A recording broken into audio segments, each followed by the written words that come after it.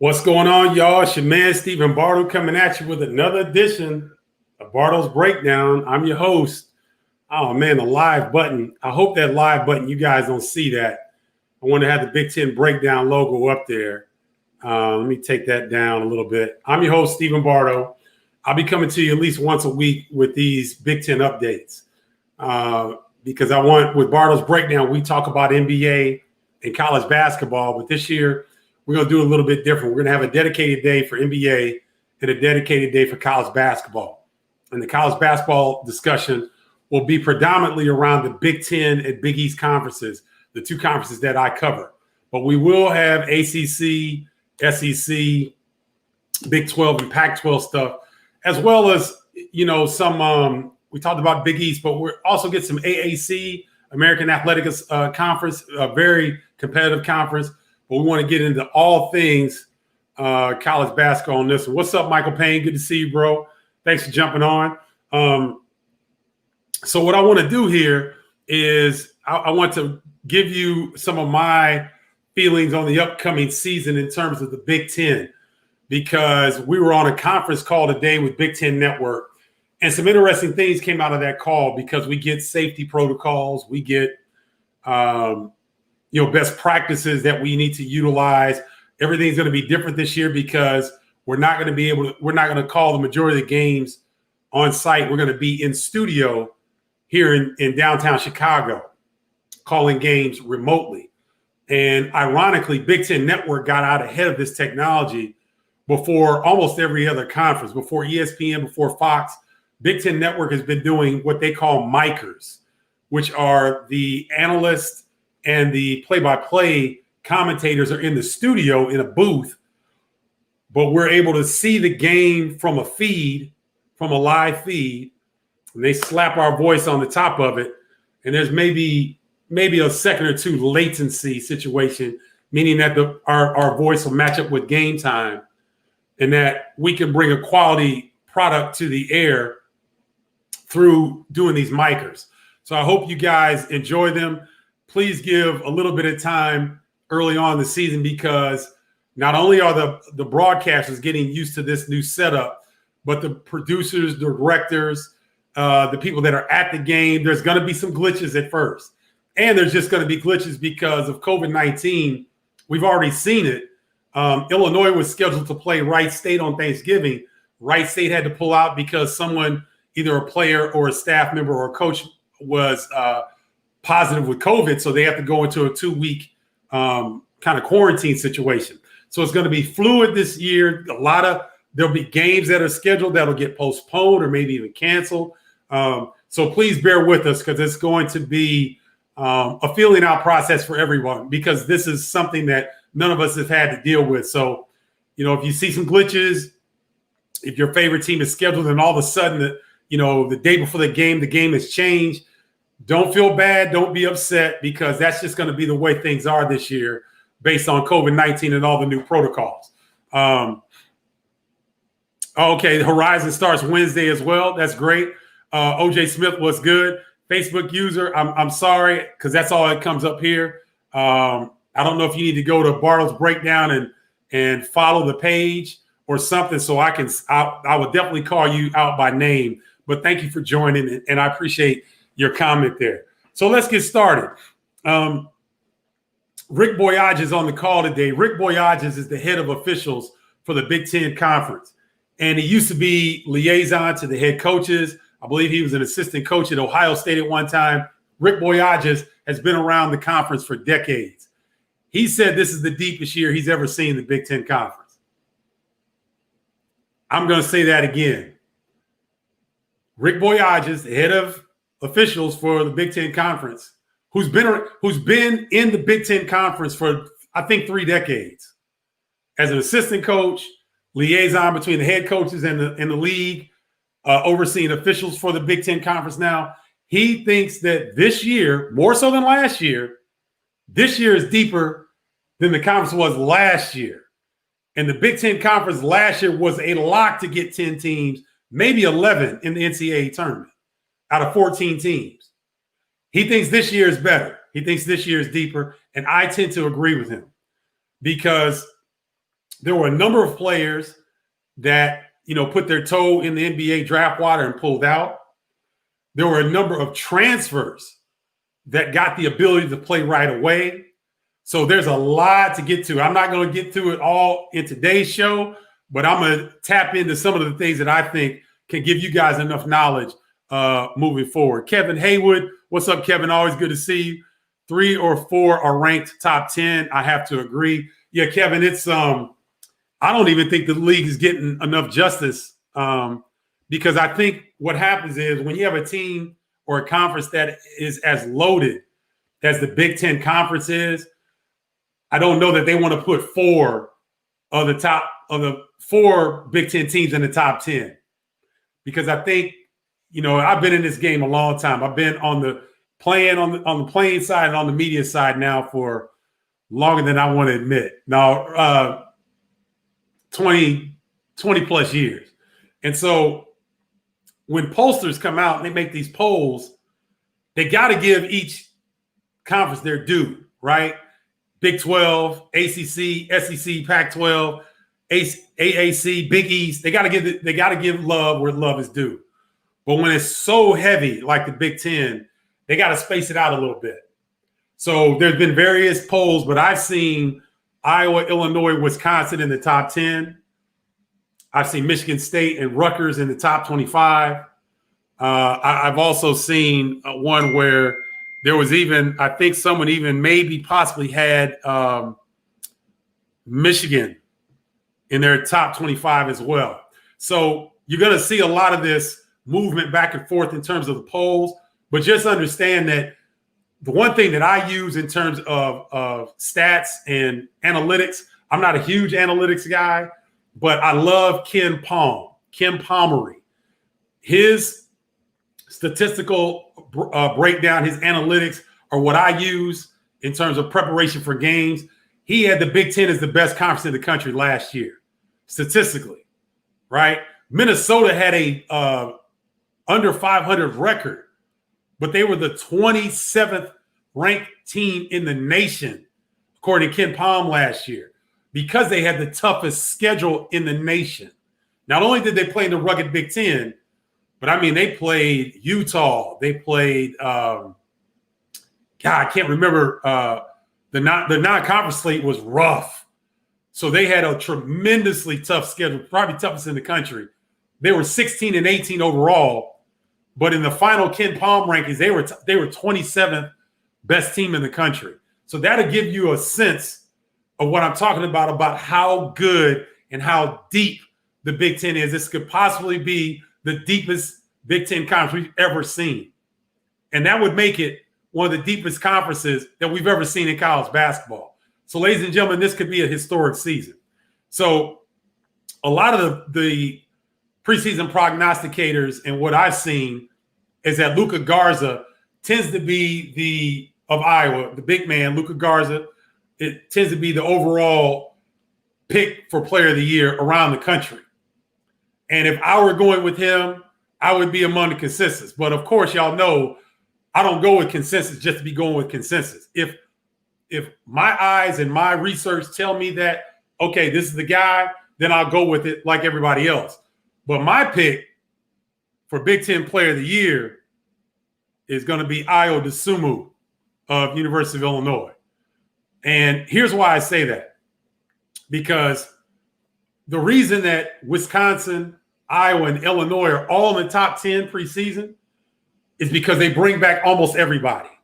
Wisconsin brings back everybody. I think they lost Brevin Pritzel, who was an important cog, but they've got some young guys who are developing, and they bring back everybody except for Brevin Pritzel, and they want to share the Big Ten title last year. When Kobe King decided to leave the program, if you notice, that was the watermark for the Wisconsin Badgers, and they took off after that and ended up getting a share of the Big Ten championship, along with Michigan State and Maryland, right? But Ayo Dosunmu, to me, will have a much better year than he had last year. And he was probably second to Luka Garza in terms of Big Ten Player of the Year last year, in my opinion. And when I look at an MVP, I look at, yes, their offensive output, but what do they mean to the team, and are they clutch? There was no more clutch player, maybe in college basketball last year, than Ayo Dosunmu. So to me, and it gives you some indication who I think will win the conference title, I think Ayo Dosunmu, that's my Big Ten, that's my preseason Big Ten player of the year. No knock on Luka Garza. I love Luka Garza. I do. But it kind of gives you a hint of where I'm going. This is where I think the top 5 teams in the Big Ten will be. I think Illinois will win the Big Ten title this year. With Kofi Cockburn coming back, he's the most athletic big in the United States. Georgie Bashanishvili has had 30-plus point games in the Big Ten. He will he's got a whole offseason to adjust to Kofi's presence. I think it really hurt him last year. He didn't quite know he had to change his role. He had to give up some of his offensive touches in order to coexist with Kofi. Well, they're great friends.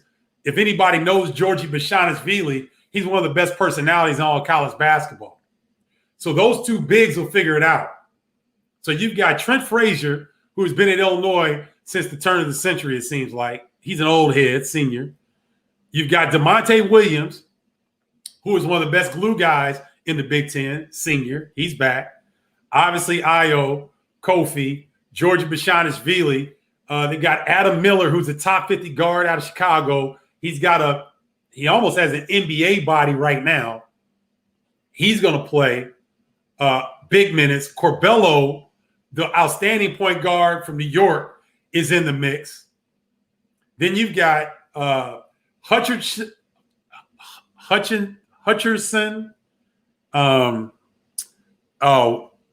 His name escapes me. Illinois has 2 wings that are sitting out right now. And Grandison and Hutcherson, I believe are their last names. These guys, if Illinois gets any kind of consistent production from them, they're going to be tough to beat. They're going to be tough to beat anyway without these guys who were redshirting last year. But with the influx of those 2 wings that have previous Division I experience, I'm telling you, the Illini are going to be a tough out. They're going to be tough to beat. The reason I have Wisconsin second is because, like I said, they bring everybody back. And they may not have the chemistry issues that they had last year. Remember with their strength coach he had to resign based on the situation around Kobe King. So there was that kind of cloud over the program. But once they took care of that, they were the best team in the Big Ten. Now, the only reason I don't give them the nod over Illinois is that Illinois has better closers. Illinois got more guys that they can give the ball to, i.e., Ayo Dosunmu, even Bashanishvili in certain situations. Definitely Trent Frazier is not afraid to take a last-second shot. They've got more guys that I think when the game is on the line can step up and provide than Wisconsin does. But don't be surprised to see Wisconsin win yet another Big Ten title. These guys are loaded. Nate Reavers is one of the premier bigs in the league. Dimitri Trice has been there forever. He knows exactly what Coach Greg Gard wants, in addition to Brad Davison, who's been, I think this is his junior year. These guys have got plenty of games under their belt. They know what to expect. They run a terrific system. So I'm picking Illinois, but I wouldn't be surprised to see if Wisconsin won their second Big Ten title. Iowa, I have picked third. Now, a lot of people have Iowa to win the Big Ten. Iowa brings back everybody, right? Luka Garza, McCaffrey, Coach McCaffrey's son, Connor McCaffrey. Hopefully he'll be healthy to come in. You've got the point guard from New York. It'll come to me in a second. You got Joe Wieskamp coming back, who I think is a future pro. Jack Nungy is coming off of a redshirt year, and Jack Nungy is one of those long, lengthy bigs that Iowa likes to have that can hit you from inside and out. They really have no weaknesses other than that Iowa traditionally doesn't defend as well as in Illinois, Wisconsin, a Michigan State, some of the upper echelon teams. I don't ever see the consistency defensively from Iowa. That's why I had them third. Now, can they put it all together this year and win the Big Ten title? Of course they can. They have the talent to do so. They'll have the Big Ten player, the national player of the year in a lot of people's eyes in Luka Garza. So Iowa could very well win. This is what I'm saying, ladies and gentlemen. This league is stacked. So I had to make choices, but I could have put Iowa first, Wisconsin second, Illinois third. I could have put Wisconsin first, Illinois second. This is just preseason prognostication. It's just my opinion. But all three of these teams could win the Big Ten title or win a national title. That's how talented these three teams are, right? And some would put Michigan State, who I have four, some would put Michigan State in maybe not as a Big Ten title contender, but right there, but definitely a Final Four contender. Now, why do you say I know some of you are puzzled and saying, well, why do you say Michigan State? Josh Langford is back. And I pray, ladies and gentlemen, that he is healthy. Because if Josh Langford is healthy, he's one of the premier wings in all of college basketball, not Big Ten, all of college basketball. He can shoot it with range. He can put it on the deck. He's got a tremendously strong body. He's an unselfish guy. He can play make from the wing position. He can actually run the point guard in situations where you're pressed into having someone run the point guard position. They've got Joey Hauser, a 6'9", 6'10" forward from Marquette. He started his career at Marquette. He transferred to Michigan State. He sat out last year. This kid can do it all. He's a pro. I mean a pro. You don't see many Joey Hausers in the Big Ten. They typically don't come to the Big Ten when they're 6'9", 6'10", can dribble, pass, and shoot the way that this young man can.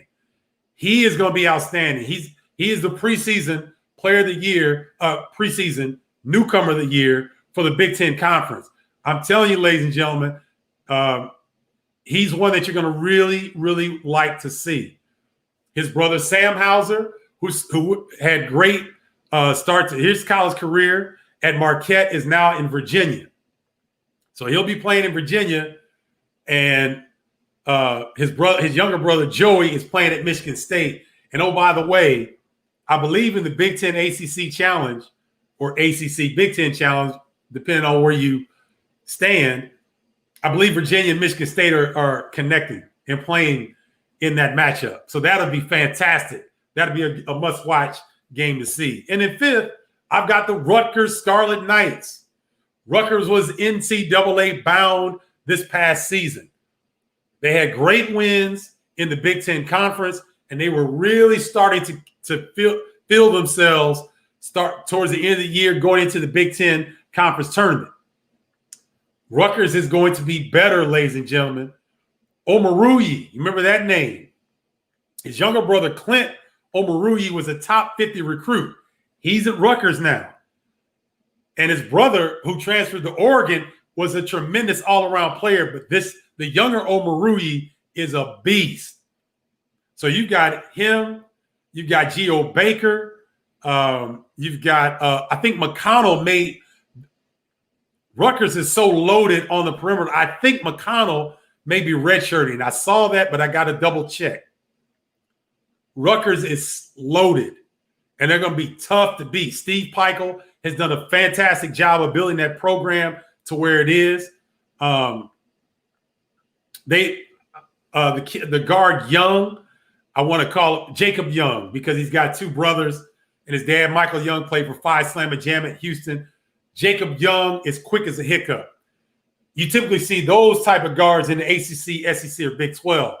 But Jacob Young is a NBA athletic level guard for Rutgers, and he was coming off the bench. I think he's going to start this year.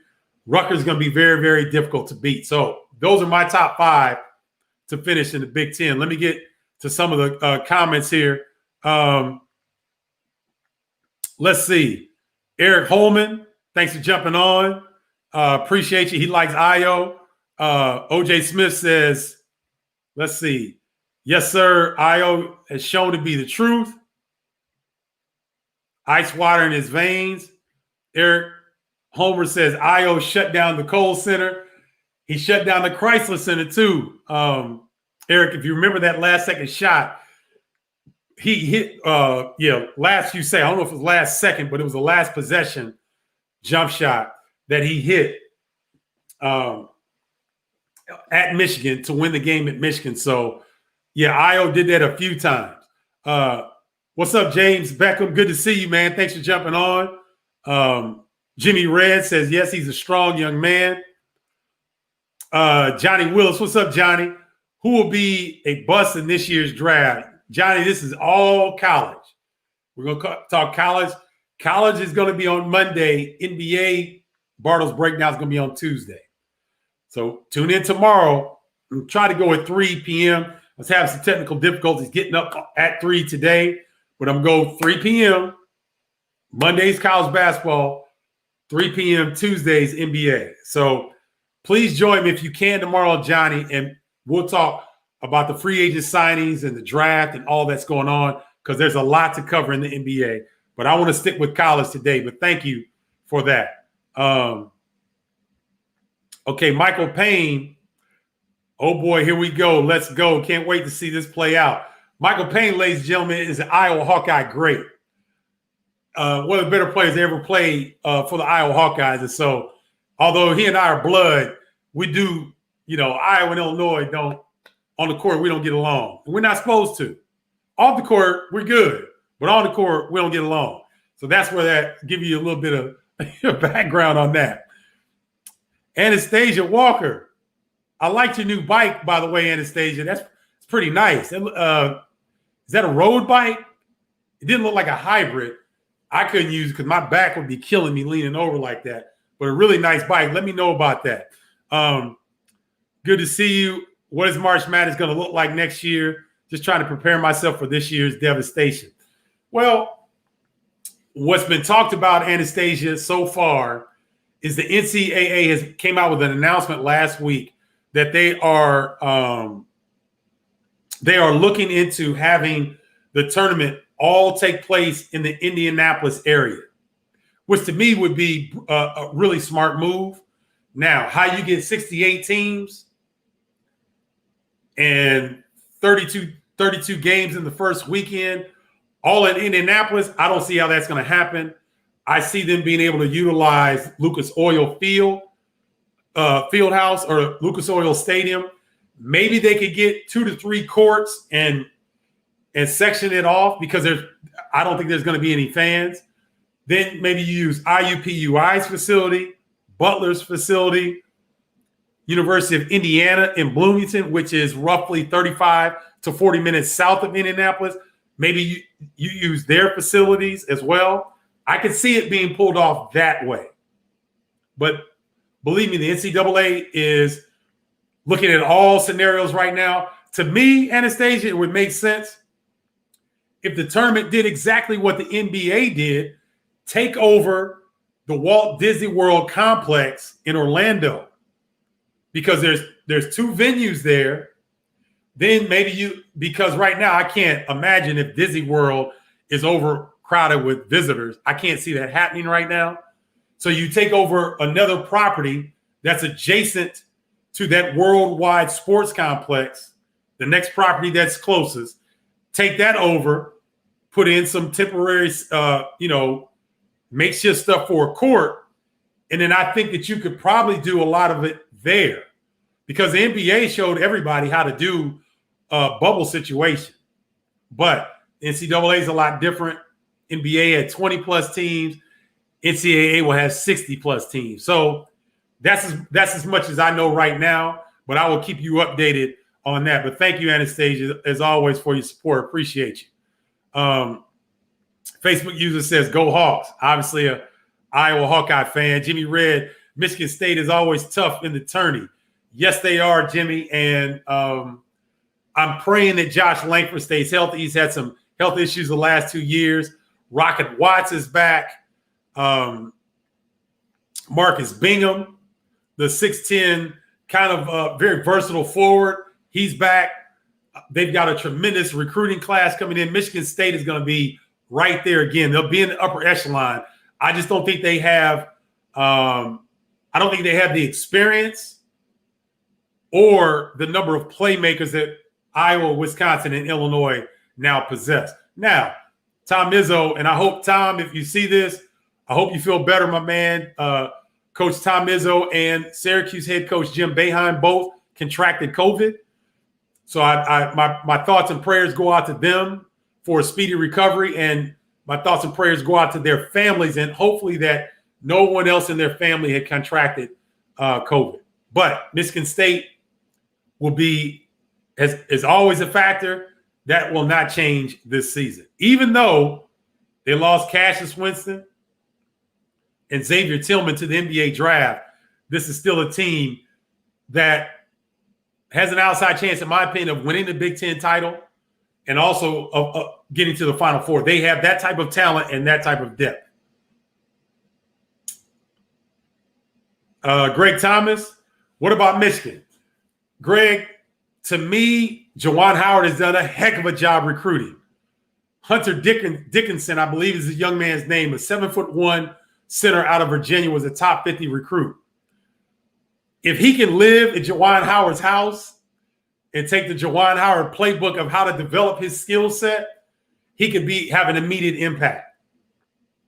But when you lose Xavier Simpson and John Teskey, those two and their class are the winningest classes in Michigan history. When you take away a point guard like that, Xavier, I said Xavier Tillman, John Teskey and Xavier, golly, his name will come back to me in a minute. Y'all can tell I've been cramming. But Michigan has a lot of unknowns, right? They got a couple transfers. Chandri Brown from Wake Forest, 6'3", 6'4", kind of off guard. Believe he averaged double figures in the ACC. So he can come in and provide a spark. They also got a guard by the name of Smith from Columbia, a point guard, who will probably share duties with Eli Brooks in the backcourt. Franz Wagner will be a sophomore. He's going to be an outstanding player. He and Franz Wagner and Joey Hauser of Michigan State are very similar in the way that they can play. Maybe Franz Wagner is a little bit more of a guard-like, but he's 6'8", 6'9". Joey Hauser has the same kind of skill set. And then Isaiah Livers is going to be one of the more veteran wing players in the Big Ten. So Michigan is going to be in the mix, but I don't have them in the top 4 to 5 like I do with Michigan State, Rutgers, Iowa, Illinois, and Wisconsin. Oh, Joe Toussaint from Iowa is the sophomore guard that I was talking about. Thank you, Michael Payne. Quick as a hiccup. He and Joe Wieskamp, Bohannon. Hopefully Bohannon will be back and be healthy, because then you can move Bohannon from the lead guard position to because he's really an off guard. He can be put into the lead guard position, but opposing teams like to heat him up, meaning they like to pick him up, try to wear his legs down to get into his shot. With Joe Toussaint being able to run the lead guard position, you can let Bohannon be the lead guard, but you can also move him off the ball to where he can shoot it from the parking lot. So that's why Iowa is thought to be one of the best teams in the country and one of the top teams in the Big Ten this year. Thank you, Michael. Eric Powell, good to hear your breakdown again. Thank you. Thank you, Eric, for tuning in. I really appreciate it. The difference is with the NCAA, half the teams will be leaving after a loss. Disney would work. Kevin Haywood. Kevin, great point. And, you know, the thing is, the reason I like the NCAA trying to put everything in one place is for the testing protocols, the safety protocols, and the ability to, once they get a group of officials in, maybe they can control the food service. Maybe they can control everything like the NBA did. If they could procure a place like the Disney Worldwide Sports area and in an adjacent amusement park area. They get, to me, I think that would be the best scenario. I think the second best scenario is the one that they are discussing right now, having everything take place in Indianapolis, because for those that may or may not know, the NCAA headquarters is in Indianapolis. So from a logistics standpoint, that would be the perfect setup for the NCAA. Jimmy Red praying for both Tom Izzo and Jim Boeheim's families. Thank you for that. Who is your dark horse in the Big Ten?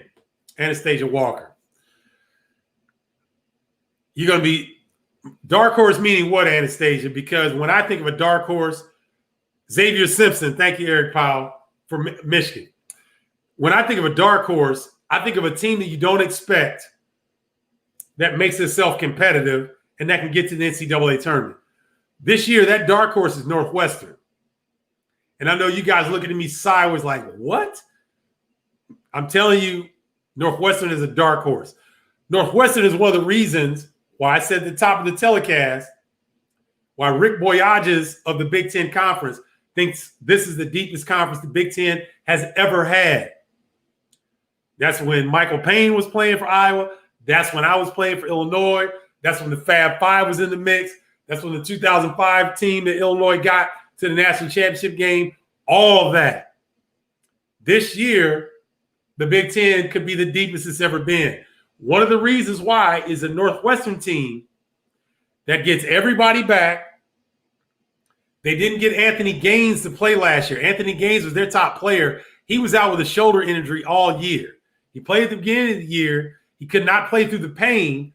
He's back. And they have got some guys on that squad who got heavy minutes last year. I think Robbie Barron could be in the same mode as a Joey Hauser, a Franz Wagner type, a 6'9" guy that can do a little bit of everything, go inside, go out, put it on the deck. I'm telling you, Northwestern is going to be my surprise team. I would not be surprised if they're an NCAA tournament team. They're going to be tough to beat. That's my surprise team.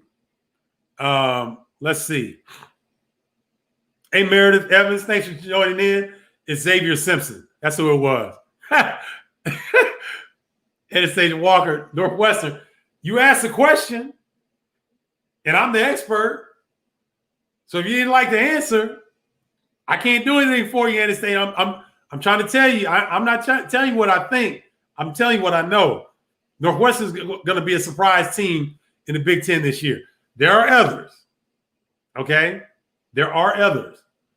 A lot of people don't expect much from Maryland, but you'll see I've got a player on the list of one of my lists from Maryland that he is eligible and he's got previous ACC experience. I think if he can blend in chemistry-wise with the backcourt of Maryland, which is their strength this year, Maryland could be a surprise team as well.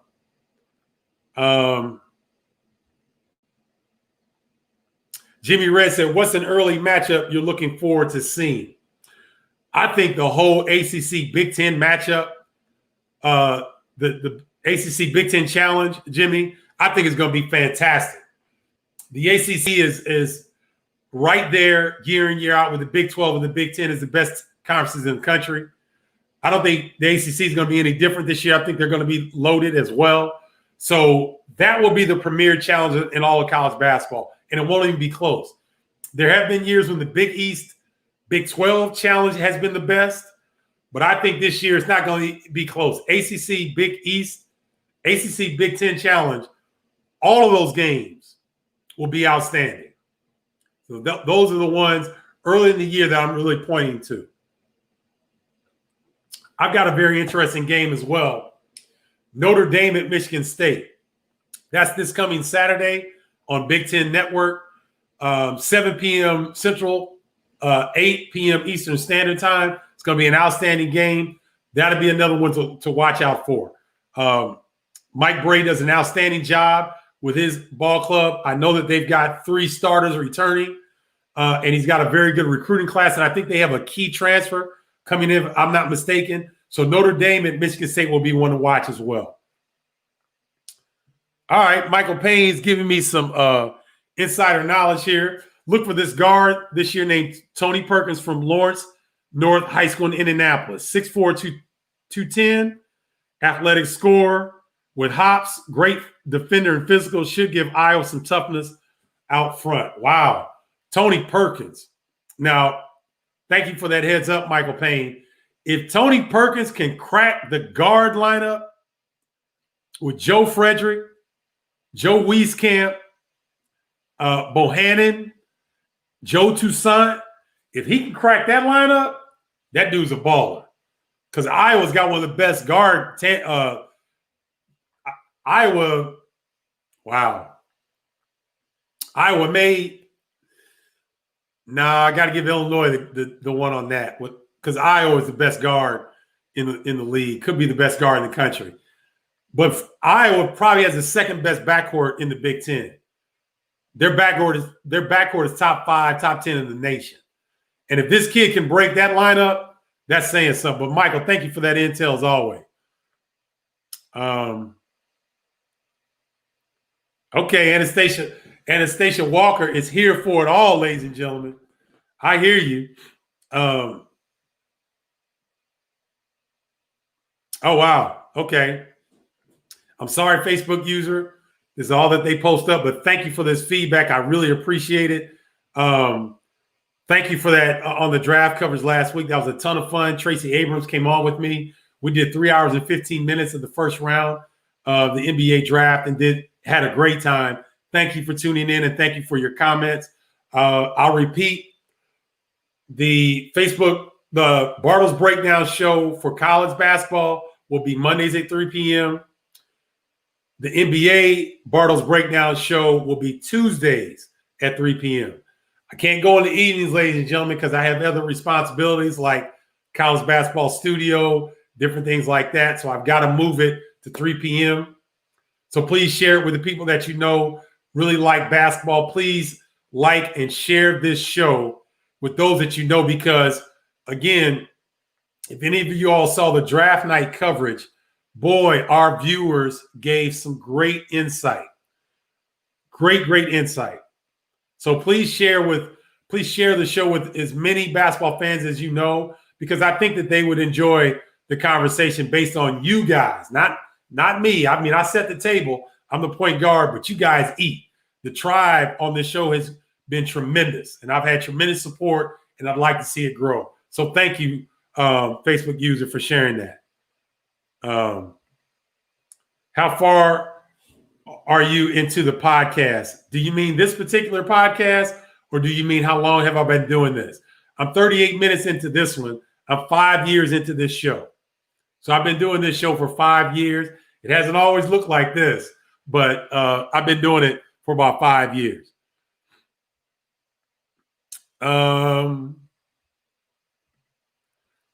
Anastasia Walker says, who will be the freshman of the year in the Big Ten Conference? That is a great question. Anastasia, if I had to guess, I might give the nod to Hunter Dickinson at Michigan. May give him the nod. Watch for Omer Ruyi at Rutgers. He could definitely be Big Ten Freshman of the Year because that particular award, Anastasia, is going to go to the freshman that obviously gets the most playing time and has the biggest impact on their team's success.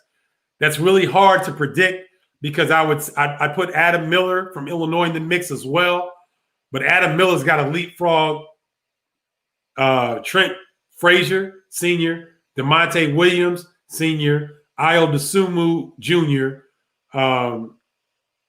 There's a lot of veteran players in the Big Ten this year. That's what's making it so heavy.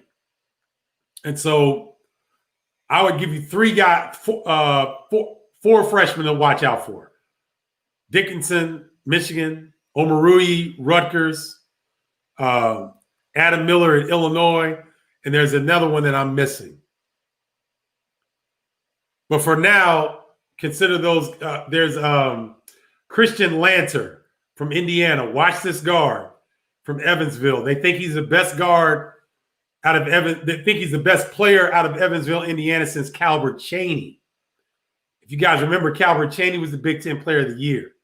So this Christian Lanter guard out of Indiana, watch him as well. He could be in the mix for Big Ten Freshman of the Year. Great question, as always, Anastasia. What are your thoughts on DePaul with Javon Freeman Liberty transfer? Javon Freeman Liberty is a pro. He's a 6'4" two-way player. I mean, can defend his, what off. He started his career at Valparaiso.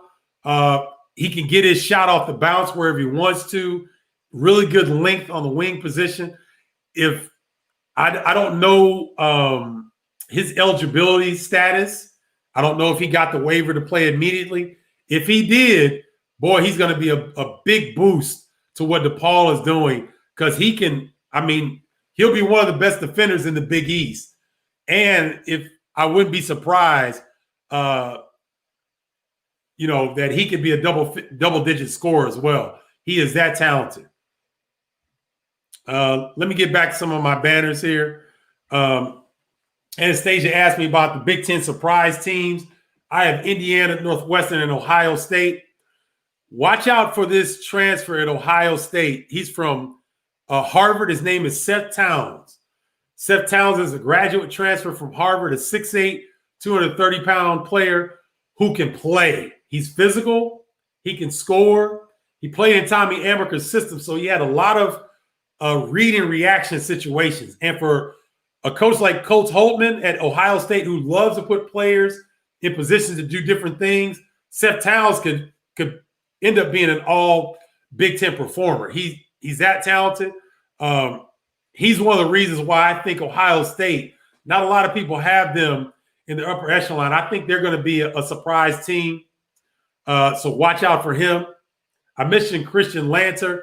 Trace Jackson Davis was one of the best freshmen in the nation last year. He was overshadowed by Dosumu, Daniel Oturu at Minnesota, Kofi Coburn at Illinois, John Teskey at Michigan, Caleb Wesson at Ohio State. You get Jalen Stick Smith, who went lottery to Phoenix Suns from Maryland. So you get my drift. Trace Jackson Davis would have been the freshman of the year and probably would have been first and second team all Big Ten had it not just been a unorthodox year of bigs in the Big Ten. It was crazy. The number of quality bigs in the Big Ten, I don't know that we'll ever see that in college basketball again. I'm dead serious. It was that many quality bigs. He got lost in the mix, but he was outstanding. He's going to have another breakout year this year, and Indiana will be better. I think their chemistry issues will improve with the loss of Devontae Green. I think he was a really good player when he got hot, but when he wasn't hot, I think he took away from the chemistry of the Hoosiers. I think they'll be much better this year. I told you why Northwestern and Ohio State.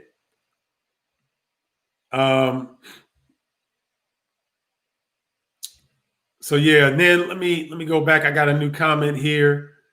Okay, that's Carol Poe-Paquette that was talking to me. What's going on, Coach Irvin? Lance Irvin is the head coach at Chicago State. Chicago State will play Illinois on Thanksgiving, and I know that Rodell Davis will be the acting coach for that game. So make sure you support Chicago State this season. You're not going to find a better coach and a better human being than Lance Irvin. I think that I look forward to seeing the progress that his teams make. And Coach, best of luck this year, man. Obviously, with COVID, we couldn't do the college basketball kickoff banquet, which I always look forward to here in Chicago, ladies and gentlemen. If you're not familiar, DePaul, Loyola, Chicago State, Northwestern, University of Illinois, Chicago, all come together and the coaches from both the men's and women's programs get a chance to talk and address the media and all the different teams and whatnot. The teams are in attendance. There's always a great lunch at I don't want to get the name mixed up. Really high-end Italian restaurant. They do it every year. So, Coach, I'm sorry I didn't get a chance to see you there, but I look forward to seeing your teams this year. Best of luck to you, my man. Anastasia Walker, I'm writing this down.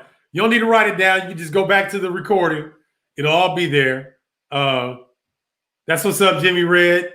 Showing love to Coach Irvin and Chicago State. Kofi Coburn. Chris Hill, thank you, man. I appreciate it. Chris Hill, one of the tribe members on Bardo's Breakdown. Ladies and gentlemen, if this is your first time watching, go to Bardo's Breakdown page on Facebook. Join the tribe. These are very knowledgeable people. Some of them are former players. Some of them are former pros. Some of them are former coaches. But all of them are knowledgeable basketball people. All of them. Anastasia Walker included. Carol Poe-Paquette included. Don Green included. All of the tribe members, they come strong, y'all. Here's another one. Jeff Jarvis. Me and Jeff grew up together in Carbondale, Illinois. Jeff knows basketball. He also was as funny as all get out in some of the stuff he was sharing with me when he was traveling. Jeff, good to see you. Yes, Coach Irvin is the man. Comes from the basketball family in Chicago, the Irvin family. And Lance and I are the same age. We played against each other coming up. I'm biased. I love Lance more than all of them. I love the whole family, but Lance is my guy. That's who I rock with. I know he's going to do a fantastic job at Chicago State. I'm looking forward to what he has to bring. Let's see. In Georgia, as usual, when things open back up, I'll catch you at Ralph's. I'll be on tomorrow. Thank you, Greg. I appreciate that.